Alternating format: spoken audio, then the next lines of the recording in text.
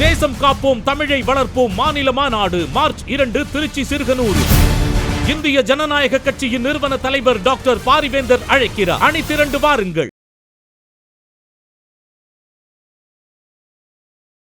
India முழுக்க இருக்கக்கூடிய கோடிக்கணக்கான விவசாயிகள் போராட வேண்டிய தேவையுள்ள காரணம் 2020 பல லட்சக்கணக்கான விவசாயிகள் சாலையில ஒரு வருட காலம் வாழ்ந்தார்கள். என்ன கோரிக்கைனா, எங்களுடைய நிலங்களை இன்னைக்கு வரைக்கும் அதை வாங்குறவன் தான் ரேட்டை நிர்ணயிக்கிறான். விளைவிக்கிறவன் விவசாயி, விலை நிர்ணயிப்ப யாரு? வாங்குற வியாபாரி. 100 மூட்டை வந்ததுன்னா நெல் 1000 ரூபாய்ன்னு சொல்லுவான், 500 மூட்டை வந்ததுன்னா 900.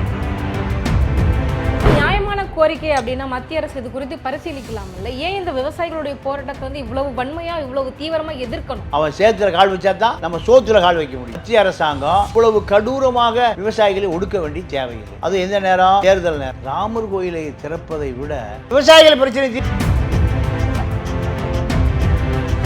இந்த நாட்டில் என்ன கொடுமைனா, பேங்க்ல டிராக்டர் வாங்குறதுக்கு 13% 1 ரூபா வட்டிக்கு மேல. தொழிலதிபர் பென்ஸ் கார் வாங்குறாருல 8% இன்ட்ரெஸ்ட். உனக்கு யார் வேணும்? இந்தியாவுக்கு தொழிலதிபர் வேணுமா, விவசாயி வேணுமா, டிராக்டர் வேணுமா, BMW கார் வேணுமா?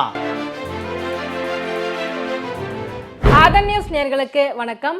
இன்றைய நேர்காணலில் நம்மோடு இணைந்திருக்கிறார் மூத்த பத்திரிகையாளர் திரு பாண்டியன் அவர்கள். வாருங்கள் பேசுவோம். வணக்கம். வணக்கம் சார். சமீப காலங்களில் பார்த்தீங்க அப்படின்னா டெல்லியை நோக்கி விவசாயிகளுடைய பேரணி வந்துகிட்டு இருக்கு அப்படின்னு தான் சொல்லணும்.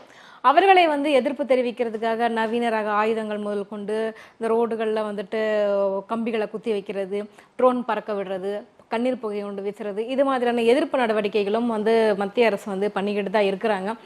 எதற்காக இவ்வளவு பெரிய ஒரு போராட்டம், இவ்வளவு பெரிய போராட்ட களமாக மாறுவதன் பின்னணி என்ன சார்? இல்லை, பஞ்சாப் விவசாயிகள், பஞ்சாப் ஹரியானா விவசாயிகள் போராட்டம் இப்படி ஊபியை நோக்கியும் நகர்ந்திருக்கிறது. பஞ்சாப், ஹரியானா, உத்தரப்பிரதேஷ் 3 மாநில விவசாயிகள். இது இந்தியா முழுக்க இருக்கக்கூடிய கோடிக்கணக்கான விவசாயிகள் போராட வேண்டிய தேவையுள்ள போராட்ட காரணம். நேரடியாக 2020க்கே போயிடுவோம். 2020 ஒரு வருட காலம் பல லட்சக்கணக்கான விவசாயிகள் நீங்கள் ரோட்டில் சாலையில் ஏறக்குறைய ஒரு வருட காலம் வாழ்ந்தார்கள். என்ன கோரிக்கைனா, எங்களுடைய நிலங்களை, எங்களுடைய விவசாய விளைபொருள்களை நாங்கள் தான் விலை நிர்ணயிப்போம். கார்ப்பரேட்டுகள் டாடா, பிர்லா, அம்பானி போன்றவர்கள் விலை நிர்ணயிக்கக்கூடாது. அரசு மசோதா நாடாளுமன்றத்தில் என்ன வந்துருச்சுன்னா, விவசாய விளைபொருள்களை, விவசாய பொருள்களை வாங்குகிற கார்ப்பரேட் நிறுவனங்கள் தான் விலை நிர்ணயம் பண்ணுங்கிறதா மசோதா. இந்த மசோதாவை எதிர்த்து தான் ஒரு வருட காலம் போராட்டம், 1000 பேர் அதில் மரணமடைந்தார்கள். நீங்கள் விவசாயிகளை பற்றி சொல்லணும்னா, விவசாயிகள் தான் உழுபவன் தான் உலகத்தின் அச்சாணி வள்ளுவர் சொல்கிறார். உழுபவன் இல்லைன்னா உணவு கிடைக்காது. இந்தியாவின் முதுகெலும்பே விவசாயிகள் தான். காந்தியடிகள் அப்போ விவசாயிகளை சித்திரவதை செய்யக்கூடிய, நீங்கள் ரப்பர் குண்டுக்குள்ளே இரும்பு இருக்கான். அப்போ ரப்பர் குண்டு மேலே பட்டால் வலிக்கும், அடிபடும். ஆனால் இரும்பு குண்டு வந்தால் நீங்கள் உடம்பை தொலைச்சிட்டு உள்ளே போயிடும். இதை இவ்வளவு கொடூரமானவர்களா விவசாயிகள்? அவர்களை பயங்கரவாதிகளா, தீவிரவாதிகளா? ஏன் இந்த அரசாங்கம் இவர்களை நீங்கள் வேற்று குடிமக்களை போல நடத்துது? இந்த விவசாயிகள் கேட்குறான். டிராக்டர் ஓட்டிட்டு ஊருக்குள்ளே வந்துடக்கூடாதுன்னு நீங்கள் கட்டையில் ஆணி அடித்து ரோட்டில் போட்டிருக்காங்க. அப்போ அது இப்போ பஞ்சராகி போச்சு, அதோட முடிஞ்சு போயிடும் அந்த டிராக்டர். இப்போ இவ்வளவு வன்மம் வைக்கக்கூடிய இந்த போலீஸு, டெல்லி போலீஸை நோக்கி அவர்கள் வைக்கிற கோரிக்கை என்னென்னா, இதே போராட்டம் ஒரு 3 வருஷத்துக்கு முந்தி நடந்தது. அவங்களுடைய அந்த மசோதாக்கள் ரத்து பண்ணிட்டாங்கல்லங்க சார்? அப்போ ரத்து பண்ணிட்டாங்க. ஆனால் விவசாய பொருள்களுக்கு ஆதார விலையை வைங்க கேட்க ரத்து பண்ணிட்டாங்களே தவிர விலை நிர்ணயம் பண்ணுங்க. நாங்கள் விளைவிக்கிற கோதுமைக்கு, கேழ்வரகு, கம்பு, ராகிக்கு ரேட்டை ஃபிக்ஸ் பண்ணுங்க. யார் இன்னைக்கு வரைக்கும் அதை வாங்குறவன் தான் ரேட்டை நிர்ணயிக்கிறான். விளைவிக்கிறவன் விவசாயி, ரேட்டை விலை நிர்ணயிப்ப யார்?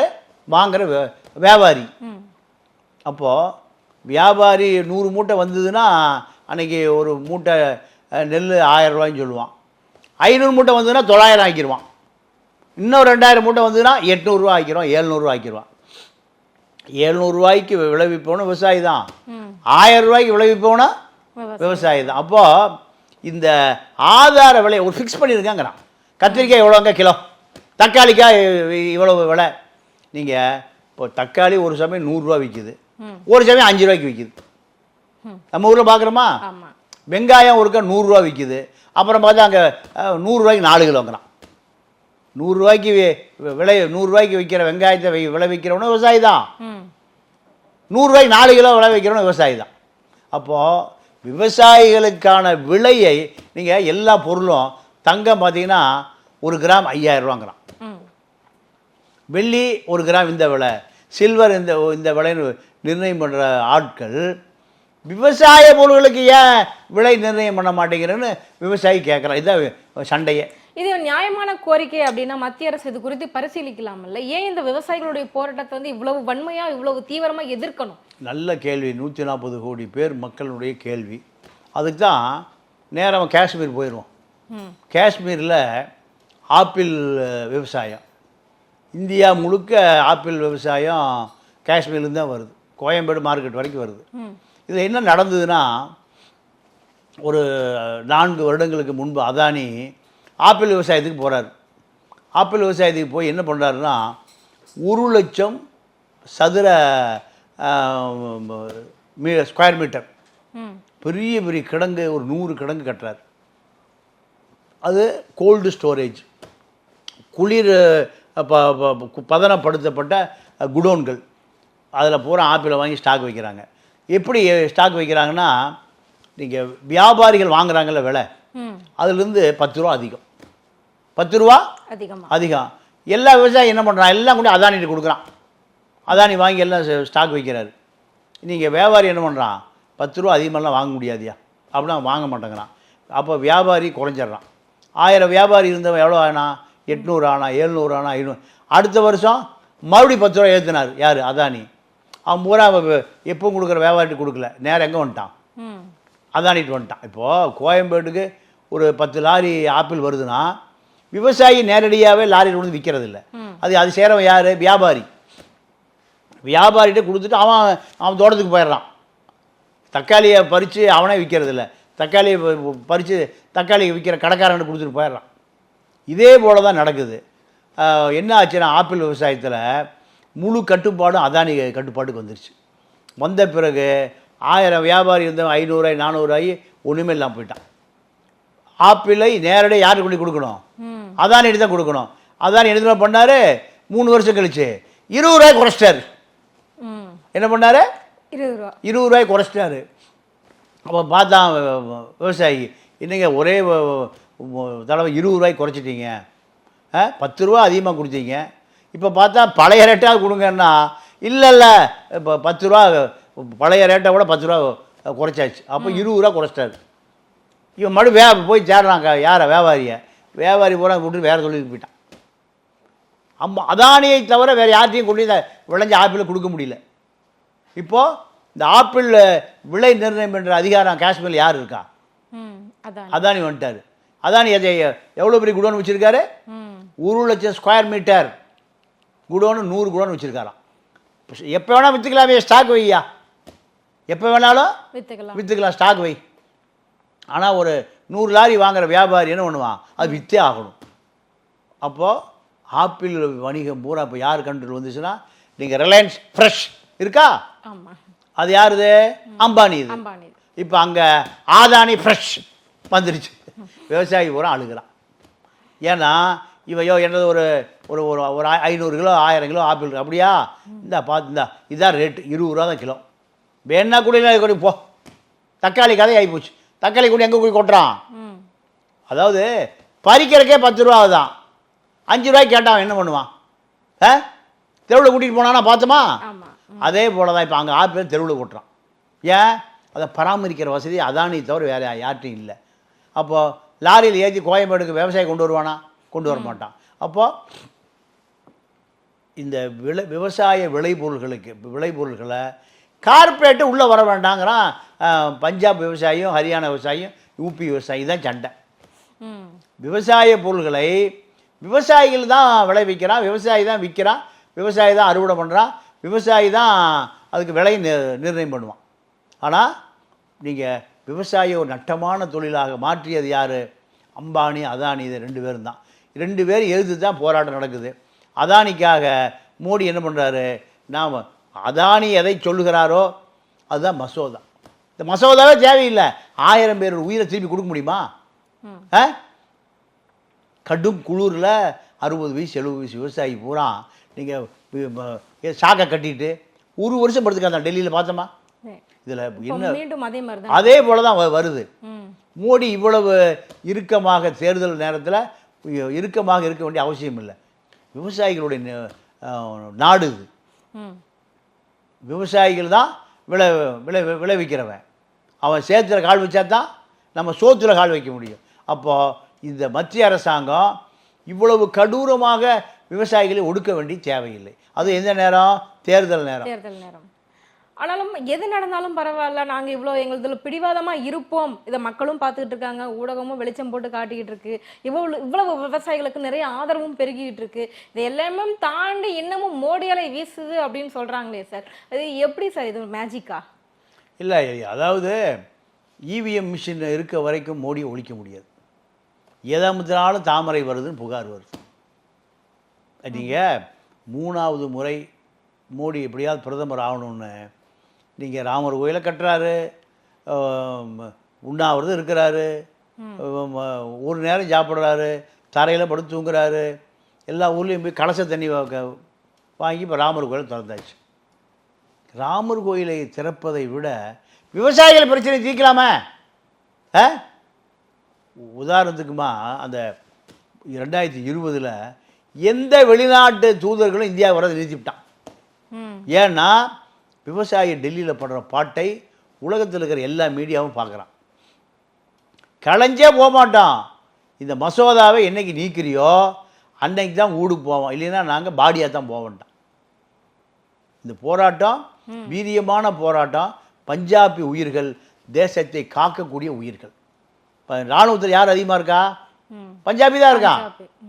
இன்னொரு பெரிய விஷயம் என்னென்னா, இந்தியாவை நோக்கி படையெடுத்த அத்தனை படையெடுப்புகளை முறியடித்தவர்கள் பஞ்சாபிகள். பிரிட்டிஷ்காரன், பிரெஞ்சுக்காரன், டச்சுக்காரன், போர்ச்சுகீசியன், முகலாயன், கஜினி முகமது எல்லா பேரையும் எழுதுனா யார்?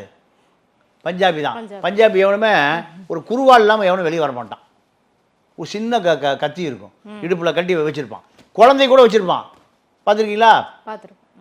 என்ன காரணம்னா, அந்நிய படையெடுப்பு எப்போ வேணால் நடக்கும் 1000 வருடங்களுக்கு முன்பு. ஏன்னா இந்தியாவுடைய பார்டர் பஞ்சாப் தானே. பஞ்சாப் 5 ஆறுகள் ஓடுகிற நாடு, வளமான மண். ஆனால் இந்த வளமான மண்ணில் விவசாயிகள் வஞ்சிக்கப்படுவது ரொம்ப வேதனையாக இருக்குது. ஆனால் இந்த அதானிக்காக, அம்பானிக்காக விவசாயிகளை வஞ்சிப்பது என்பது நீங்கள் இந்தியா மட்டும் இல்லை, எல்லா உலக நாடுகளிலும் நீங்கள் இந்த மத்திய அரசாங்கத்துக்கு கடுமையான எதிர்ப்பு. ஏன்னா கனடா பிரதமரே இந்தியாவுக்கு வரமாட்டேன்ட்டார். அப்போ இதில் இன்னொரு விஷயமும் பார்க்கணும் சார். இந்த வாட்டி இடைக்கால பட்ஜெட்டில் பார்த்தீங்க அப்படின்னா விவசாயிகளுக்கு வந்துட்டு நிறைய கடன் தள்ளுபடி பண்ணியிருக்காங்க, நிறைய சலுகைகளும் அறிவிச்சிருக்கிறாங்க.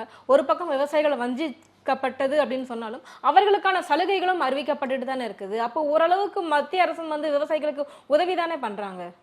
இல்லை, மத்திய அரசாங்களுக்கு உதவி தான் செய்யணும். அரசு இதை உதவி செய்யாமல் அந்நிய அரசை உதவி செய்யும். அப்போ இப்போ அவர்கள் விவசாய பொருள்களுக்கு எங்களுக்கு நியாயமான விலை, ஒரு ஆதார விலை நீங்களே நிர்ணயிச்சு கொடுங்கிறதுல ஏன் தயக்கம்?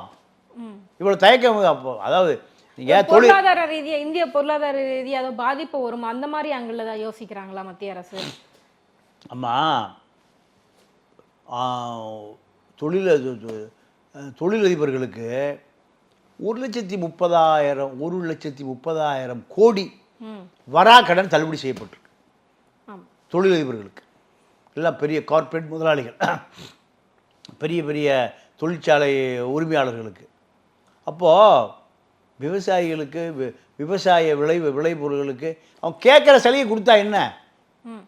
இப்போ வந்து அவங்க கேட்குற சலுகை அப்படின்னா, நான் விளைவிக்கிற பொருளுக்கு நான் தான் விலை நிர்ணயம் பண்ணணும் அப்படின்னா, இப்போ நான் ஒரு நெல் விளைவிக்கிறேன் அப்படின்னா, இப்போ நான் வைக்கிறதான் விலை இல்லையா? இப்போ ஒவ்வொருத்தரும் அந்த மாதிரி ஒரு விலையை ஃபிக்ஸ் பண்ணிட்டாங்க அப்படின்னா, அதுக்கு ஒரு வரைமுறைப்படுத்தப்படாத மாதிரி ஆயிடும் இல்லையா? அவங்கவுங்க இஷ்டத்துக்கு விலையை ஃபிக்ஸ் பண்ணிடுவாங்க.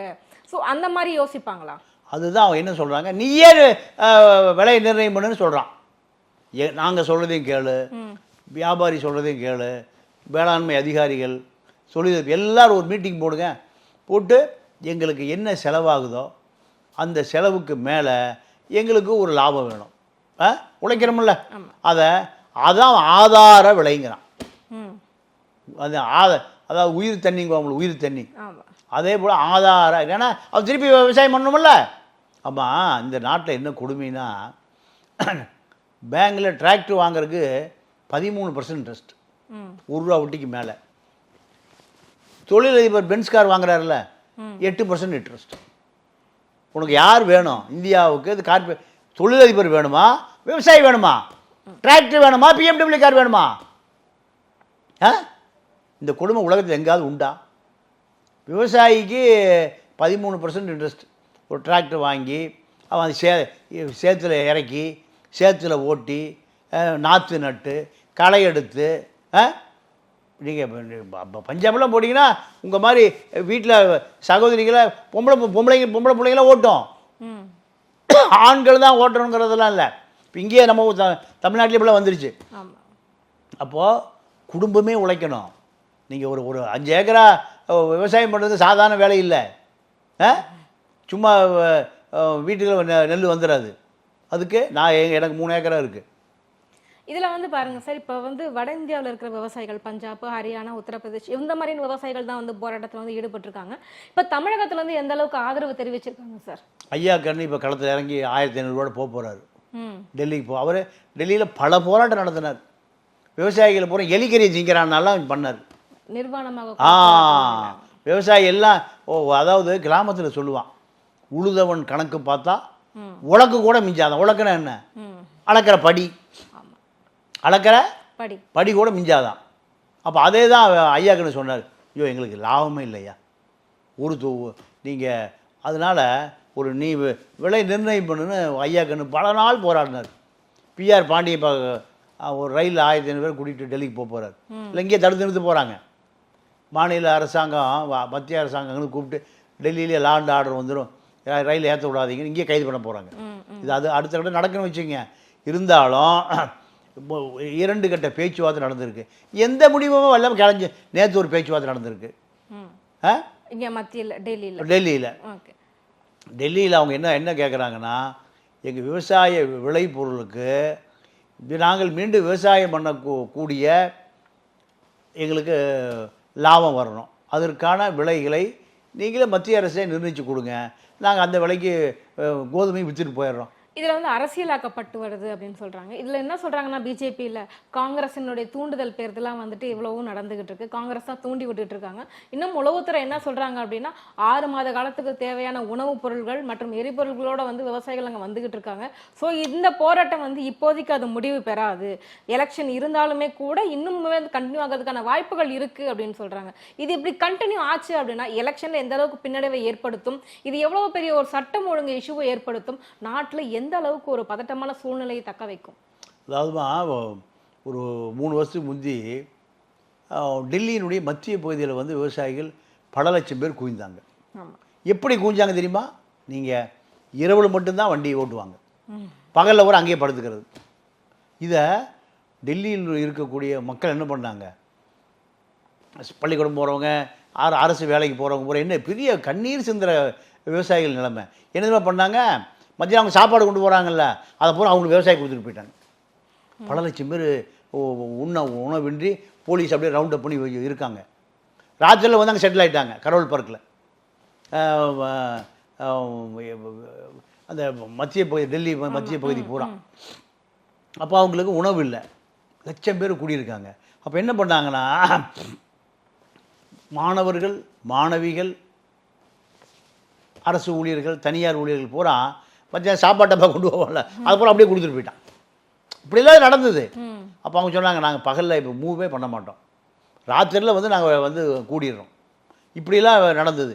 இவ்வளவு நடந்தும் நீங்கள் மத்திய அரசு விவசாயிகளுடைய பிரச்சனையை முறையாக இன்னைக்கு வரைக்கும் அணுகலின்னு தான் அவங்க குற்றச்சாட்டு சொல்கிறாங்க. ஒரு வருஷம் ஒரு ஒரு விவசாயிகளை ஒரு அரசு நீங்கள் தொடர்ந்து போராட வைக்குதுன்னா அது ஜனநாயக அரசு அல்ல. அது என்ன அரசு? சர்வாதிகார அரசு. நீங்கள் ஆலை தொழிலாளி, தொழிற்சாலை, கடல் மீனவர்கள், இதையெல்லாம் விட விவசாயிகள் என்பவர் ஒரு நாட்டினுடைய இரு கண்கள். இவர்களுடைய பிரச்சனையை அணுகாமல் தவிர்ப்பது என்பது யாருக்கு ஆதரவா? பொதுத்துறை நிறுவனங்களுக்கு ஆதரவா, கார்ப்பரேட்டுகளுக்கு ஆதரவா? இவர்கள் என்ன பண்ணுறாங்க? காஷ்மீர் ஆப்பிள் கதை தான். ஆப்பிள் கூட நீங்கள் ஆப்பிள் தொழிலை அதானி தவிர யாரும் பண்ண முடியாது. சின்ன சின்ன விவசாயம்லாம் 1 லட்சம் ஸ்கொயர் ஃபீட்டில் குடோன் வைக்க முடியுமா? முடியாது. எப்போ விற்கிது போய் வச்சு உள்ள ஸ்டாக் வை, ஒரு 1 லட்சம் டன் ஸ்டாக் வை. இப்போ எவ்வளோக்கு வாங்கியிருப்பேன்? 30 ரூபாய்க்கு. டிமாண்ட் ஆகும்போது 30 ரூபா 60 ரூபா ஆயிரும், டபுள் மடங்கு ஆயிரும். அது வரைக்கும் பாதுகாக்க முடியுமா விவசாயிக்கு?